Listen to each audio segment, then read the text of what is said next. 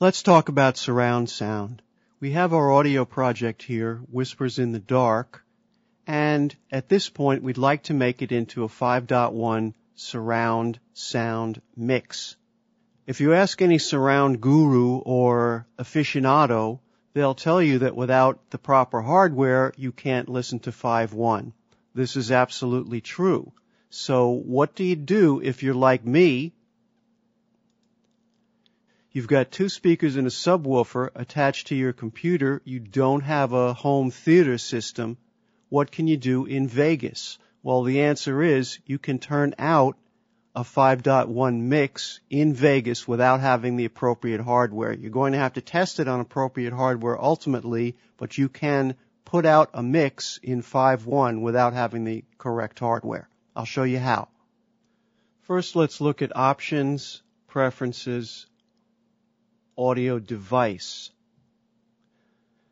Here we can select the three pairs that make up the 5.1 matrix. The traditional left and right stereo front pair, rear left and right pair, and the other pair consists of the center channel and the subwoofer. In my case, I've routed all of those to the only stereo pair that I have, and my subwoofer manages itself. Everything is plugged into the subwoofer. To turn this project into a surround project, all I have to do is File, Properties, Audio, and change Stereo to 5.1 Surround. Now, the master bus has become a surround master bus where I have the front pair, the rear pair, the center, and the subwoofer. And each of the buses now has a surround panner. If I right-click on this and choose Surround Panner, I now have a large surround panner that I can play with right here. Confirm the routing in the surround mixer by clicking on the Routing tab.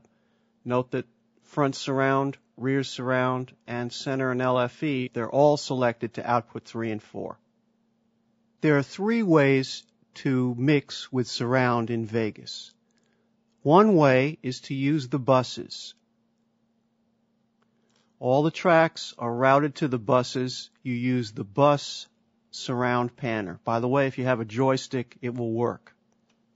The second option is to route a track directly to the master, in which case the track now has the surround panner. The advantage is that you have ultimate control over each individual track. The disadvantage is if you have several different drum tracks, for example, and you want to position them the same, what do?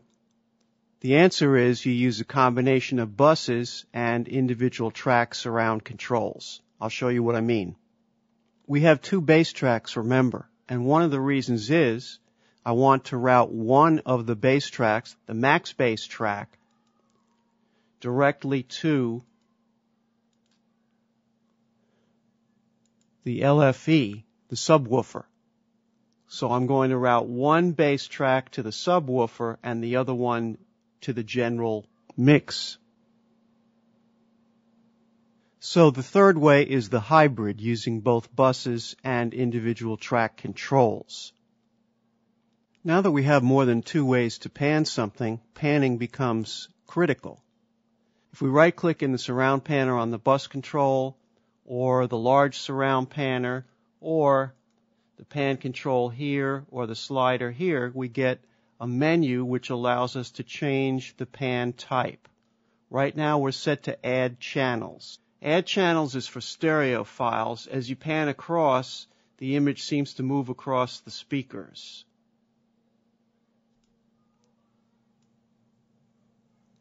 Note how the values of all of these are changing as I'm moving this around. Note the numbers change depending on the type of pan law that I'm using.